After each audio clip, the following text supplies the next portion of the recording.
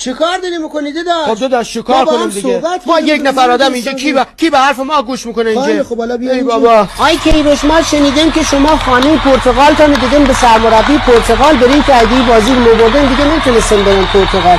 قضیه چی بوده خودتون تعریف کنید؟ بله اتفاقا ما 2 تا لوستر هم داشتیم تو خانه، اونا رو هم ور نداشتم. از هم اول بازی درون به اینا اشاره میکنم، میگم داداش ما یک قول و قراری داشتیم، قرار بود یک کاری بکنن، اصلا توجه نمیکنن به ما، با اینکه واقعا تیم ما آماده بود، اصلا نیازی به این حرفا نداره. ولی خب ما خودم آخر بازی رفتم در گوش بازیکن چا گفتم داداش یک گلی بره ما بزن، اینا گوش نمیدن به حرفا. دیگه نمیدونم از خودشون بپرسن قضیه چی بوده.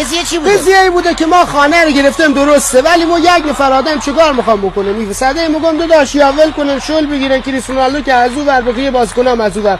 ما هم الان کاری نکردیم، خانه رو اتفاقا اوپن چم رنگ کردیم، خیلی هم قشنگ شده، میتونن بیان بگیرن دیگه. الان هم که دیگه کاری باشن نداره پرتغال. خیلی خوش آمدن دیگه.